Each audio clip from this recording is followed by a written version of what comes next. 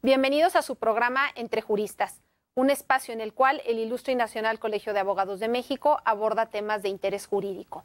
Hoy vamos a platicar sobre un tema toral tanto para la economía del país como para el derecho laboral, el salario mínimo.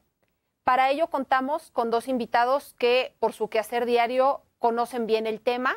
Nos acompañan el licenciado Lorenzo Roel, presidente de la Comisión Laboral Nacional de la Coparmex, y el licenciado José Luis Carazo Preciado, vocero del sector obrero de la Comisión Nacional de Salarios Mínimos. Muchas gracias por la invitación. Gracias a ustedes por estar aquí. Qué gusto platicar contigo, María, y con mi amigo José Luis en un tema, como tú dices, muy importante. Muy importante. Para entrar en materia, les pido que nos expliquen qué es el salario mínimo y si ustedes consideran que al salario se le debe fijar un mínimo, sí, no, ¿por qué? Yo creo que aquí el tema importante con el que considero que debemos iniciar es que es la Comisión Nacional de los Salarios Mínimos, que a final de cuentas primero es un organismo mencionado en la Constitución Política de los Estados Unidos Mexicanos y que está regulado en la Ley Federal del Trabajo. Es un organismo tripartito que actualmente está compuesto por un presidente que representa al Ejecutivo Federal, 11 representantes del sector de los trabajadores, 11 representantes del sector patronal, que a su vez tienen suplentes y que en ese grupo participamos con la colaboración de una dirección técnica y que a final de cuentas mes con mes nos reunimos pues, para analizar factores de la economía en México, factores externos en la economía y en un proceso que ahorita espero nos dé el tiempo para explicar de cómo ha venido el proceso de impulso al salario mínimo general primordialmente. Y entonces, sí es necesario, por lo que nos explica Lorenzo, fijarle al salario un mínimo. Sí, porque si no se fijase un mínimo, se podría pagar mucho menos de lo que se pone como mínimo. Ahora, ¿cuántos trabajadores son realmente los que en México ganan únicamente el salario mínimo? Esa es una parte importantísima. O sea, vamos a hablar de lo que es la formalidad, porque es la que realmente nos genera pues unas estadísticas exactas de lo que sucede en México y puede ser un referente nacional. En el Seguro Social, al mes de julio, tenemos 154,000 trabajadores en salario mínimo. Es decir, menos del 1%. Ahora, déjame preguntarte una cosa. ¿No es posible que esta cifra refleje lo que es una práctica, que es que se da a los trabajadores el salario mínimo para efectos del Seguro Social, pero que en realidad ganan más? Sí sucede, pero yo quisiera referir cómo vienen las demás categorías de salarios, porque es importantísimo. Aquí es donde está la clave realmente de que no es exclusivamente el salario mínimo el que nosotros debemos de potencializar, sino que realmente los salarios en México están muy deteriorados como consecuencia de una serie de situaciones que iremos comentando en el transcurso del programa. Existen 154,000 trabajadores exclusivamente, todos ellos vienen de tener convenios con el Instituto Mexicano del Seguro Social, como son los trabajadores del campo y todo eso. Sí. No olvidemos que el Instituto Mexicano del Seguro Social integra el salario, entonces un trabajador que gana mínimo, automáticamente al ingresar al Instituto Mexicano del Seguro Social ya no cotiza exactamente con los 88.60 perdón, con los 88.36 con que está fijado el salario mínimo en este momento. Así es. Entonces, pero la gran problemática aquí que tenemos y que sí debe llamarnos la atención a todos, es que de 1 a 2 salarios mínimos, es decir, de 88 a 176 pesos, tenemos al 40% de los cotizantes del Instituto Mexicano del Seguro Social. Muchísimo. Estamos hablando de que el Seguro Social está a punto de llegar a 20 millones de cotizantes, algo histórico. Tenemos 19.949.000 trabajadores cotizantes dentro del Instituto Mexicano del Seguro Social. Ahora, si brincásemos de 2 a 3 salarios, estamos hablando de un 20% de trabajadores que están inscritos con ese salario. Y de 3 a 4 salarios mínimos tenemos un 11% de los trabajadores. Esto nos da que entre 1 y 4 salarios mínimos dentro del Instituto Mexicano del Seguro Social tenemos al 70% de la población económicamente activa y que presta sus servicios en fábricas, en empresas, en comercios, en distintos lugares, y que como consecuencia de su trabajo están inscritos dentro del Instituto Mexicano del Seguro Social. Nos da una imagen exactamente de lo bajos que son los salarios. Todo el mundo está preocupado por cómo crece el salario mínimo. Sí. ¿Por qué razón? Porque durante los últimos 30 años, cuando menos tal vez 40, que empezó la caída del salario mínimo, que fue en el año de 1976, porque en 1976 el ganar un salario mínimo era suficiente para lo que marca en la Constitución para un trabajador. Pero fue perdiendo poder adquisitivo a tal grado que en la actualidad podríamos hablar que contamos con un 15 a 20% de poder de compra de lo que representa un salario mínimo. No, y además, como bien dices, todo el mundo está pendiente porque es un indicador de la economía de un país. Pero ¿qué sucede? Se han hecho transformaciones dentro de la CONASAMI muy recientes, como es el caso de generar la UMA, la Unidad de Medida, de Medida y Actualización. En ese tema, lo que comentábamos, Lorenzo, es que esta UMA está por debajo del salario mínimo. Sí, bueno, para explicarte... Entonces no nos sirvió... Permíteme, nada más me quiero ir un poquito para atrás.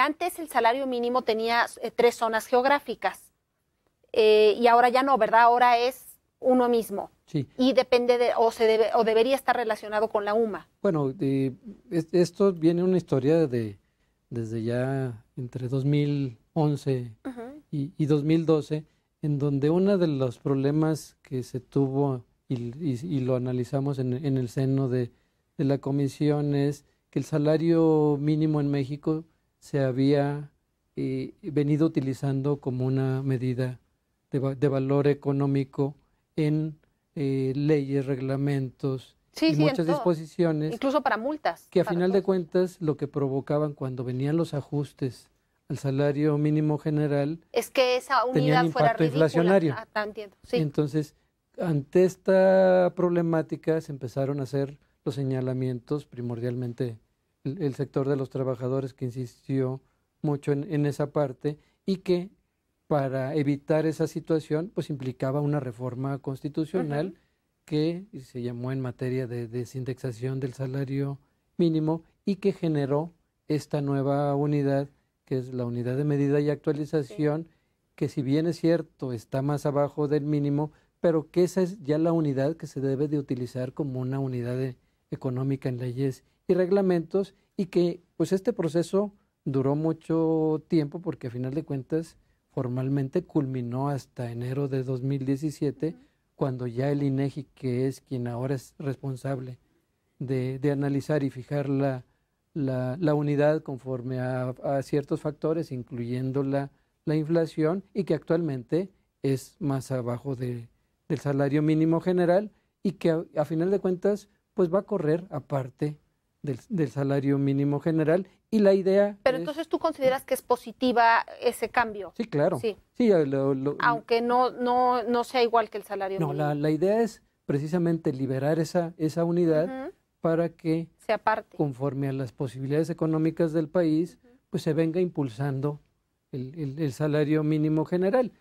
Como bien lo dices, viene un proceso en donde se empezaron a modificar las áreas geográficas. Actualmente tenemos una sola área con un solo salario mínimo general, y eso nos sirvió también que en estos procesos no se provocó inflación, que ha sido uno de los temores que se han tenido en el empoderamiento del salario mínimo general, y que en las fórmulas anteriores a las revisiones recientes también se ha incluido otra fórmula, que es el MIR, que es el monto independiente de recuperación. ¿Y ese cómo se calcula?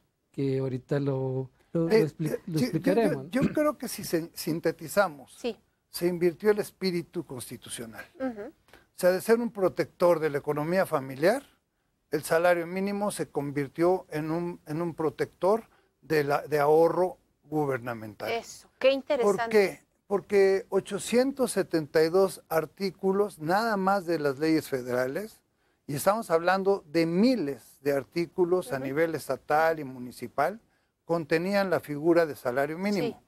La forma de generarle un ahorro a los gobiernos que se incrementaban con el salario mínimo fue deteniendo el crecimiento del salario mínimo. Esto se genera, como reitero, a partir de 1976, y llegamos a tener no solo 3 zonas económicas, llegamos a tener casi zona económica por cada municipio, y pues ya en los años antes de la creación de la Comisión Nacional de los Salarios Mínimos había 111 zonas económicas. Entonces yo creo que esto de unificar el salario mínimo estuvo bien. Tardamos 97 años, sí, porque se unifica hasta 2015, o sea, después del surgimiento de la Constitución, y hasta 2015 es cuando tenemos una sola económica. Casi un siglo. Y esto genera pues, la creación de la UMA. La UMA sí nos da un reflejo de cómo estaba deteniendo al salario mínimo, porque si nos damos cuenta hay un 10% de distancia entre el salario mínimo y la UMA. Una es de 80 y la otra está en 80, el salario está en 88. Si nosotros no hubiésemos hecho estos cambios, y obviamente la participación del legislativo de desincorporar o de desindexar todo instrumento jurídico del salario mínimo, pues estaríamos hablando de que el salario mínimo se encontraría cercano a los 80 Exacto, pesos. se seguiría deteniendo. Así es. Ahora, esto es permanente, es para siempre. Yo creo que algo que le interesa mucho a la gente es, esto es para siempre, y yo puedo decirles que esto no, tiene una fecha de caducidad y estamos cercana a ella. ¿Qué es? Pues ya estamos alcanzando los salarios, o sea, los salarios que acabo de referir, de cómo está cotizando en el Seguro Social, es que tenemos es decir, el 40% es una fecha de caducidad natural. ganando, vamos a decir, no los 88 pesos, pero 90 y tantos pesos, hasta 170 y tantos pesos, 176 pesos, en 40% de los trabajadores que cotizan al Seguro Social. Esto indica que realmente tiene una fecha de caducidad. Claro. El propio MIR, el MIR es una figura que se creó con una intención de que no provocara un efecto faro en todos los demás salarios. Es decir, la preocupación de todo el mundo de incrementar el salario mínimo, pero que esto no repercutiera en inflación o que no repercutiera en el cierre de empresas, pues obviamente generó el monto independiente de recuperación.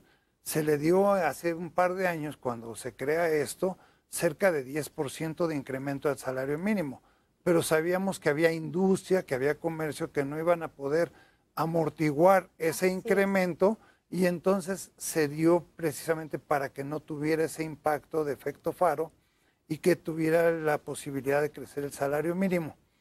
Esto también pues ya tiene una fecha de caducidad. ¿Por qué? Porque ya están cercanos los salarios mínimos generales, nacionales, con los salarios mínimos de cotización del Seguro Social. Eso sí nos debe llamar muchísimo la atención. ¿Qué es lo que está provocando todo esto?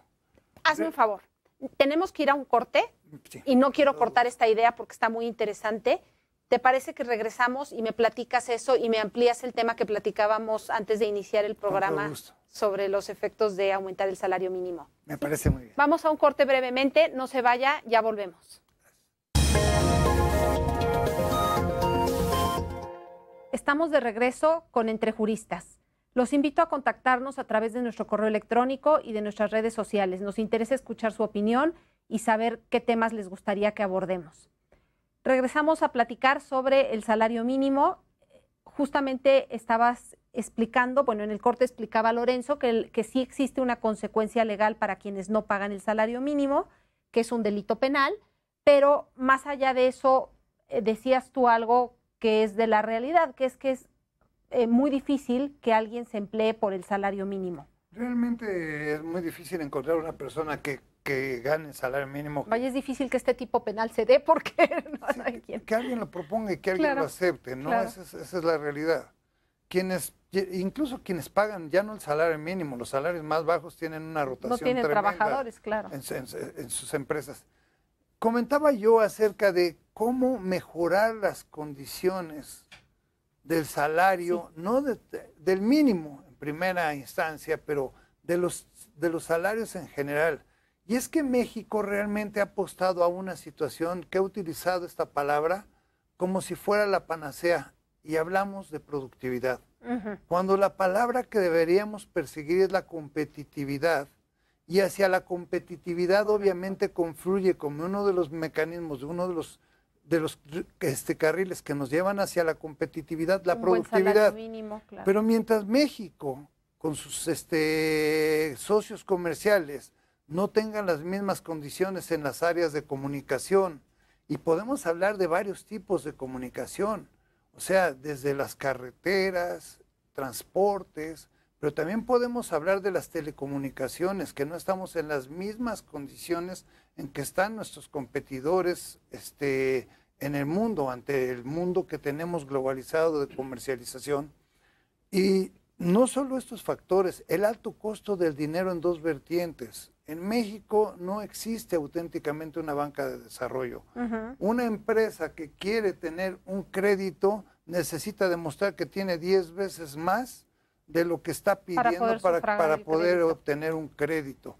Pero además de todo esto, unos impuestos que no generan nada al empresario. ¿Por qué? Porque un empresario, vamos a poner un simple ejemplo, un empresario aparte de que paga impuestos, tiene que pagar su propia seguridad. No hay un negocio, sí, empresa o que tenga garantía de seguridad, que no tenga su propia vigilancia. Claro.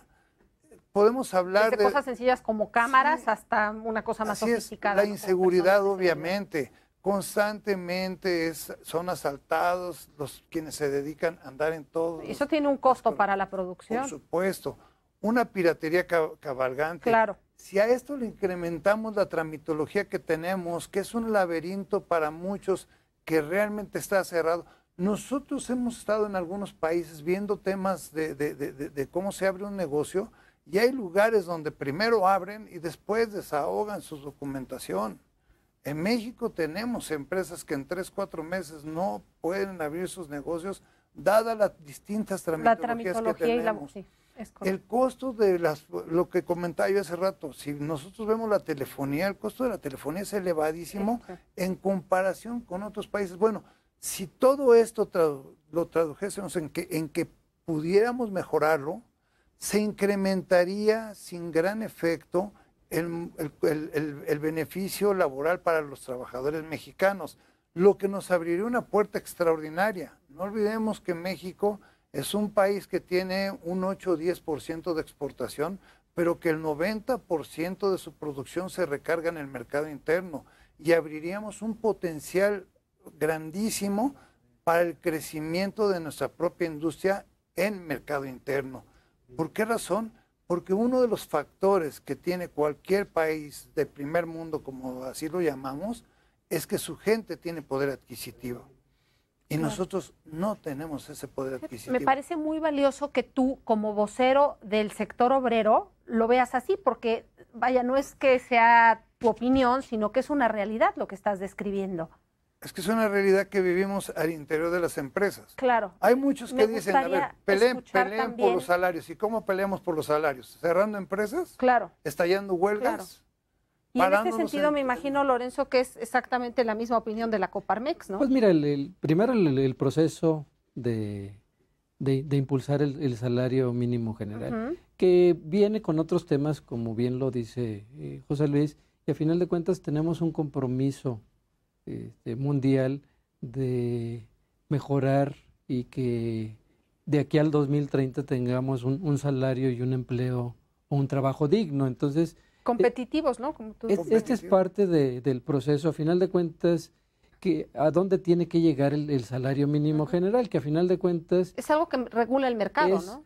El salario mínimo general no. Más bien, el salario mínimo general lo que tiene que llegar a cubrir, y es uno de los postulados de Coparmex, que a final de cuentas coincide en relación a este tema el presidente electo, es de que con esa responsabilidad social de quien percibe el menor ingreso en la actividad formal, pues por lo menos tenga un ingreso, y por eso Coparmex se fue a la fórmula y la calificación que hizo con Coneval, hablando de la línea de bienestar, que es el postulado de Coparmex de llegar prácticamente ya a esa línea de bienestar de Coneval, y que por ahí se ha mencionado. ¿Y en qué consiste esa línea de bienestar? Pues mira, la línea de bienestar de Coneval, que a final de cuentas, el por qué no subimos, es luego complicado manejar una cifra, y yo creo que en México, pues la institución que analiza la línea de pobreza, que son pues los mínimos que requiere un trabajador en lo particular, porque ese salario no alcanza para una familia. Es los requerimientos mínimos de manutención y de otras actividades como transporte, esparcimiento, que pues los invito a que visiten la página de Coneval, porque ahí viene la descripción de todos los contenidos y que analiza el Coneval, y que tiene fluctuaciones precisamente conforme a los precios de productos y servicios, y que por eso estamos hablando de 102 pesos, que es un cálculo aproximado para que entre diciembre... ¿Y estos 102 pesos no deberían afectar negativamente a la economía? Bueno, no deberían, porque uno de los temas que hemos coincidido en la Comisión Nacional de los Salarios Mínimos es que para determinar ese ajuste, pues se requieran 3 acuerdos entre los sectores. Por el sector de los trabajadores, que no provoque el efecto faro de que ese impulso superior no se impacte en las revisiones contractuales, por parte de los patrones, pues que no se pase a los precios de productos y servicios, y que el gobierno, que es un compromiso complejo, es que también no lo impacte a precios de productos y servicios, y que continúe sus programas en relación a la mejora, en relación a cuidar la capacidad económica de todos los trabajadores. Entonces, mientras se cumplan esos acuerdos, no debería de tener efectos inflacionarios, ni de desempleo, ni de cierre de empresas, como ya ha ocurrido en las 2 ajustes anteriores, que pues se hizo ese acuerdo en el seno de la comisión, que prácticamente se ha respetado y que ha tenido esos logros. Pero como también lo dice José Luis, lo que tenemos es que ir caminando en una mejora salarial en términos generales, hablando de los salarios de mercado, ¿no? Porque este es un aspecto de quien recibe menos en la economía, y la propuesta de Coparmex es que la propuesta, aquí hay dos temas. Coparmex está hablando al 2030, y en el programa del nuevo gobierno quieren que se llegue dentro del sexenio a la línea de bienestar familiar. La línea de bienestar familiar, estamos hablando de que aproximadamente entre 1.7 y 2 trabajadores mantienen una familia promedio de 3.5 personas. Entonces, ¿qué es lo que se está buscando? Que ese 1.7 o 2 personas reciban el suficiente ingreso para que toda la familia reciba o pueda adquirir los productos y servicios de la canasta básica. Pues más que la canasta, es la canasta ampliada, ¿no? Entonces, esa es la propuesta y a final de cuentas, yo creo que en la primera etapa, primero tenemos que llegar a alcanzar precisamente la línea de bienestar y luego viendo conforme a la capacidad y la economía del país, pues eventualmente ¿Qué más se puede? Irlo impulsando Claro. en el seno de la comisión, porque a final de cuentas, y creo que en esta parte, en la comisión, pues precisamente pues existen técnicos con los que cuenta la comisión y a final de cuentas la propia comisión pues puede, como ya sucedió en el proceso de desindexación, pues abrir una comisión consultiva para ir proyectando estas posibilidades. Ahora, retomando el tema de la comisión, existe una propuesta del licenciado López Obrador en el sentido de desaparecer la Comisión Nacional de Salarios Mínimos como parte del modelo de austeridad. Ahora, existe un requisito constitucional que dice que alguien debe discutir sobre cuál es el salario mínimo idóneo y la propuesta esta incluye decir, bueno, que lo discuta Banco de México, la Secretaría de Hacienda y Crédito Público y los trabajadores o un sector de los trabajadores. Quisiera escuchar tu opinión al respecto. ¿Por qué sí? ¿Por qué no? Realmente quienes están con la responsabilidad de los salarios en México son quienes lo pagan y quienes lo reciben. O sea, puede haber una extraordinaria voluntad por parte de cualquier órgano de gobierno, pero como no lo paga ni lo recibe, pues no sabe realmente cuál es el impacto que tiene en cada empresa. Nosotros tenemos empresas en México de todos los tamaños, desde lo más micro hasta lo más excelso en producción. Tenemos industria aeronáutica, tenemos industria de computadoras, tenemos industria de pantallas LED, en fin.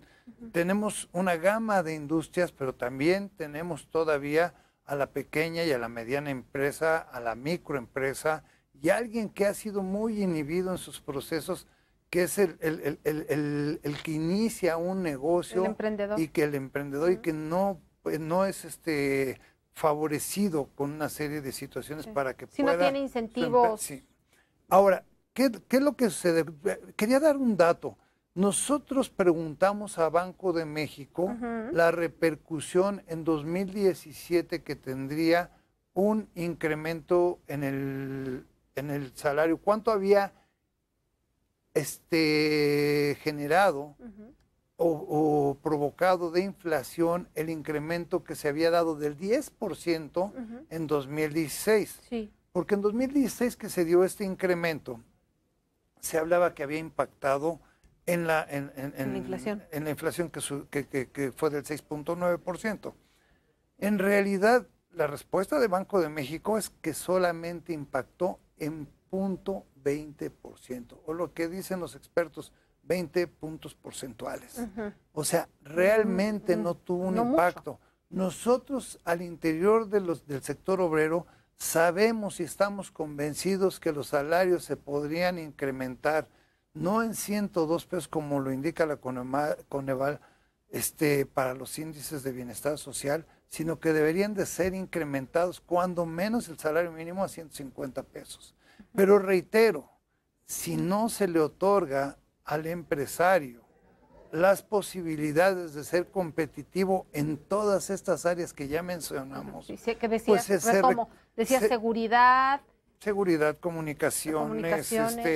En costo de impuestos, que te regreso por impuestos, beneficios de créditos, reglamentación, piratería, en fin. O sea, en suma tiene que ser un todo. Un trabajo integral. Claro. ¿Para no qué? Nada más subir así el salario. Porque hoy lo que más fácil, como no puedo resolver lo de comunicaciones porque no me compete, como no puedo resolver lo de tramitología porque no puedo hacerlo yo, como no puedo forzar a los bancos a que me presten dinero, como no puedo disminuir los impuestos, como no me regresan nada de impuestos, bueno, ¿en dónde me recargo? En la mano de obra, en los trabajadores. Claro. Y el trabajador está sujeto a una situación muy triste, a que tiene que aceptar ese salario porque no hay peor trabajo que el que no existe. Claro. Y entonces tiene que asumir de forma obligada el trabajo que en ese momento se le está ofreciendo. Hoy una familia ya no es la misma familia de los años 70 o para atrás, donde había un jefe de familia. Y él mantenía Hoy en la una familia la tienen que mantener 3 o 4 o 5 miembros de una sola familia para poder sobrevivir. Que eso está relacionado con lo que tú mencionabas de la línea de bienestar. Sí, de hecho, en relación a lo que comentabas, de hecho, Coparmex lo que piensa es que más bien se tiene que fortalecer a la propia Comisión Nacional de los Salarios Mínimos, ampliarle sus facultades, porque como lo dice José Luis, no es nada más ajustar el salario mínimo, sino en México lo que tenemos es que tener unas políticas de mediano y largo plazo que favorezcan al empresario, porque eso pues en más que última instancia va a favorecer a los es trabajadores. que facilite, ¿no? Uno de los temas complejos en México es cómo evitamos que crezca la informalidad. Entonces, mientras quien está en la informalidad no vea lo atractivo de pasar a la formalidad. Sí, mientras la economía informal esté mejor que la formal. José Luis lo ha comentado, ¿no? El tema de normas y reglamentos que existen actualmente, afortunadamente recién ya tenemos una ley nacional de mejora regulatoria que tenemos que caminar a esa parte de desregular que implica costos a los patrones, temas que el mismo José Luis lo comenta, ¿no? El tema complejo de la seguridad, de la inseguridad en México, ¿no? Pues provoca que pues hasta en los pequeños negocios pues se tomen medidas que implican costos, las cámaras de vigilancia, la propia... Y que en última instancia las transnacionales deban contemplar ese costo que deben asumir por la inseguridad dentro de su costo de producción. Y otro, el tema impositivo, que a final de cuentas eso beneficia tanto a los trabajadores como a los patrones, es la deducibilidad en prestaciones de seguridad social, claro, que es un tema que también ha solicitado nuestro presidente Gustavo de Hoyos y que pues esperamos que en este proceso se den esas pautas y esos caminos. Es que ese sería otro gran incentivo. Yo pongo un ejemplo muy sencillo de un funcionario de una empresa en Estados Unidos y en México. Esa persona dice, hoy tengo que ir, está en Washington, y tengo que ir a Los Ángeles, tengo que ir a Texas y tengo que regresar a Washington. Toma un avión y vuela directo. Y va. El mexicano que está en Monterrey, que va a ir a Bajío, que va a ir a Chiapas, tiene que viajar. Monterrey, Ciudad de México, Bajío, Bajío, Ciudad de México, Chiapas. No, conectividad. Chiapas, Ciudad de México, Monterrey. A los 3 días está haciendo su reporte. Agotado, claro. Estas situaciones que parecen un tema muy sencillo, pero que es muy comprensible, claro, y esto lo multiplicamos por todo lo que vivimos, nos genera que no existe una competencia, realmente una competitividad por parte de nosotros para poder lidiar con todas estas situaciones. Todo esto, si cambiase, sin duda alguna se traduciría en beneficios para los trabajadores. No olvidemos... Y además yo creo que CONASAMI, no sé si eso está entre sus atribuciones, pero podría pues ser garante de que si todas esas condiciones mejoran, también se mejoren las condiciones de los trabajadores. Por supuesto. Nosotros lo que más cuidamos, y no creo que haya un sindicato del color que sea, que no esté con la prioridad de que no se cierren fuentes de trabajo. Claro. Porque lo más dramático para todos es que no se cierren fuentes de trabajo. O sea, lo más difícil es que no se cierren, y todo lo contrario, que siga fluyendo la inversión. Lo que estamos buscando son condiciones dignas de trabajo. ¿Por qué no las encontramos? Por todo esto que tenemos en realidad. Hay un tema que no quisiera dejar pasar para que tu público... Pero me haces favor de retomarlo en el siguiente corte. Con todo gusto. Discúlpame. Me queda la mitad, pero está muy bien, con todo gusto. Muchas gracias. No se vaya, ya volvemos. Rapidísimo.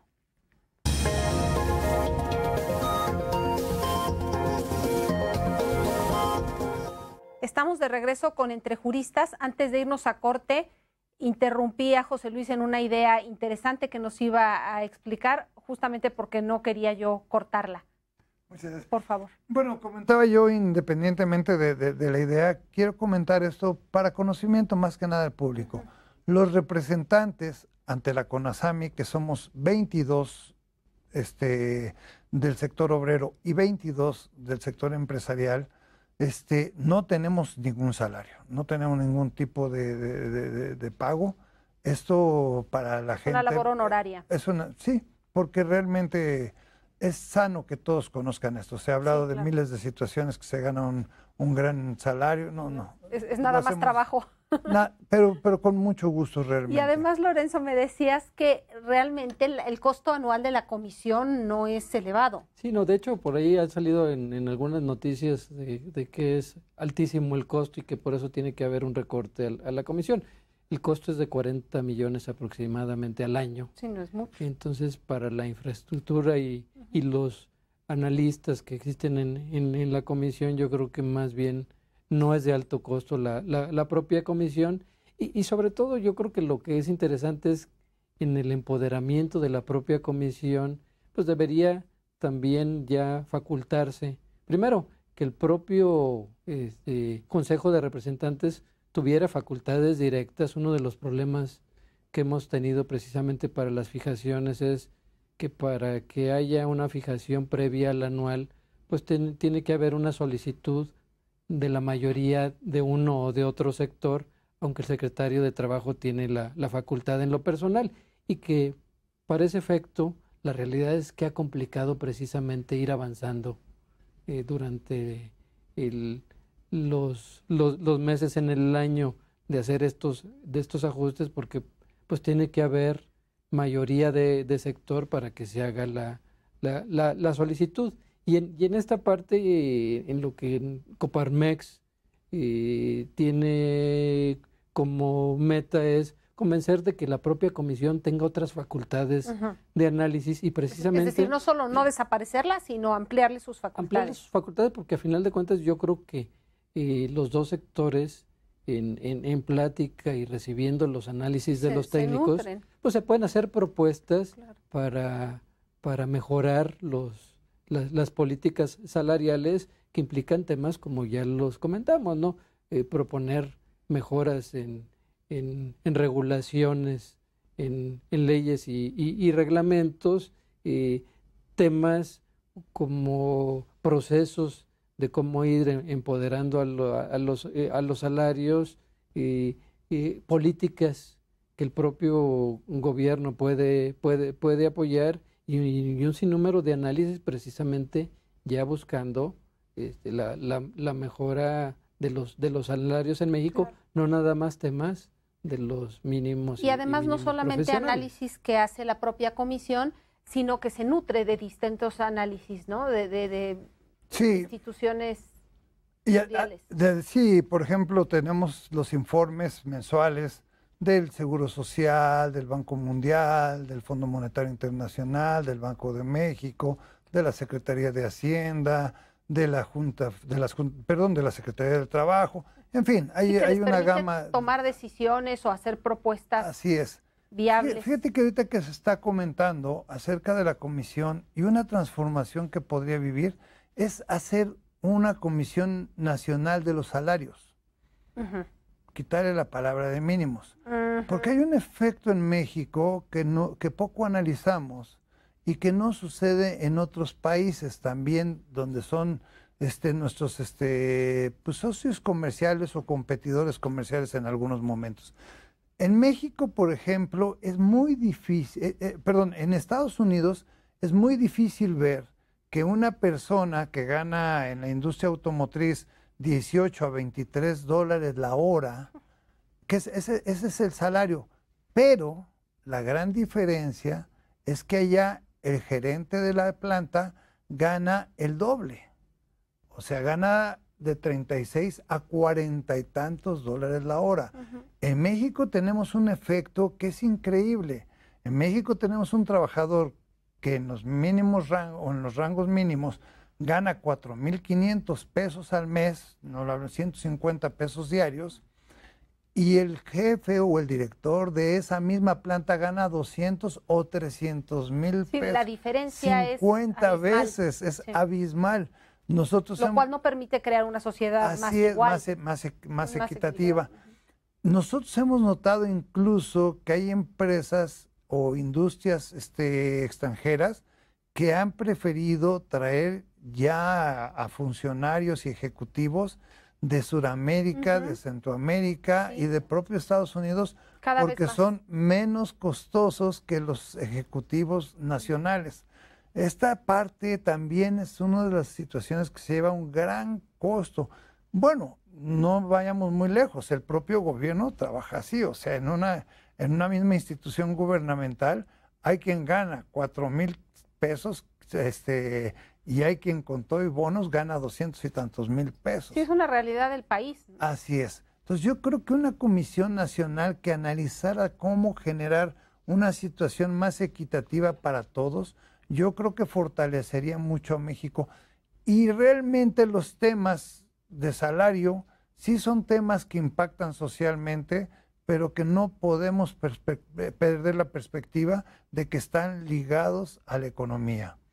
Y ligados completamente a la economía, sin duda alguna, nosotros tenemos que observar que si nosotros tenemos una parte más equitativa en nuestra sociedad, vamos a fortalecer muchísimo lo que hace rato comenté, el mercado interno, que es el que sufre muchísimo en nuestro país. Y del cual dependemos totalmente. La mayoría, la gran mayoría. Y a final de cuentas, precisamente, nuestro presidente Gustavo de Hoyos ha planteado pues iniciar ya lo que llamamos una nueva cultura salarial, que parte de este proceso es precisamente pues llegar a una de las primeras metas, que es que lleguemos con el salario mínimo a la línea de bienestar Coneval, e ir analizando, porque a final de cuentas esto tiene que ser en forma tripartita, pues cómo mejoramos y cómo llegamos al 2030, porque además es un compromiso mundial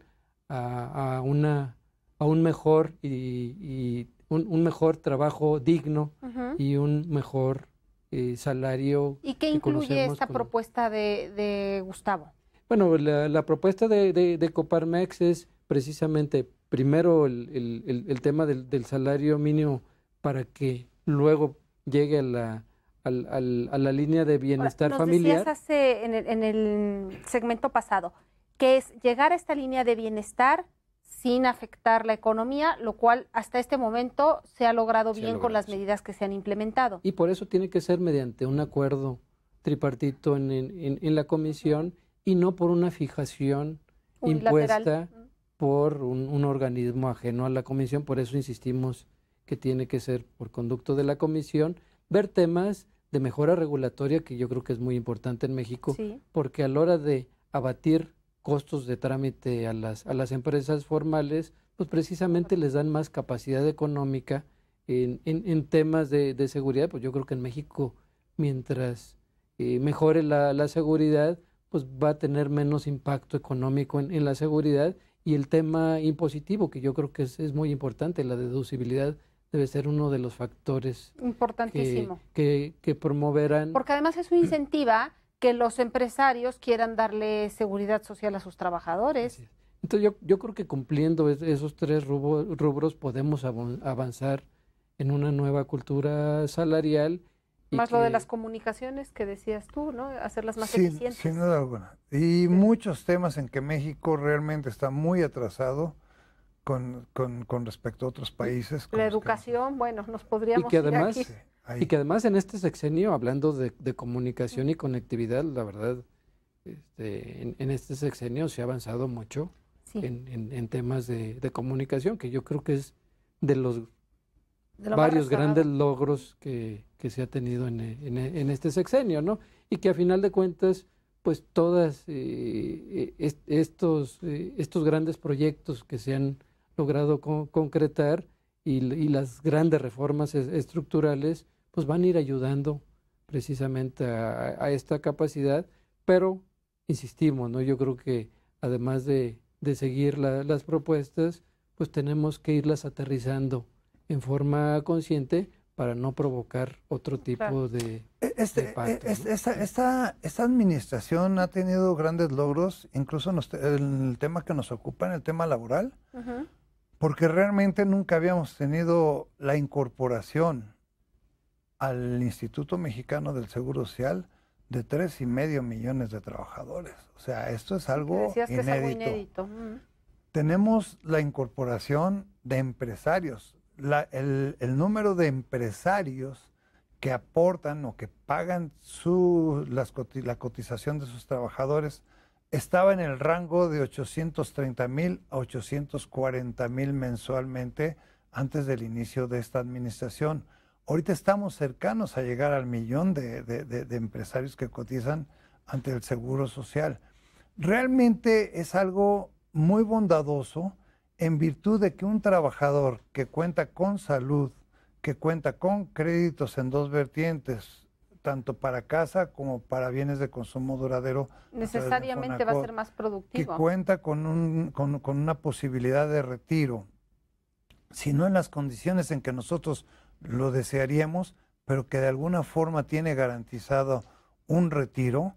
Yo considero que es un gran avance que se ha dado durante esta administración. El simple hecho de lo que comentábamos hace rato, en el sentido de que la UMA está en 80 pesos y el salario está en 88, es un avance. Realmente esta administración tomó en 60 y tantos pesos el salario mínimo y hoy está en 88. O sea, no había habido un crecimiento en estas proporciones en esto.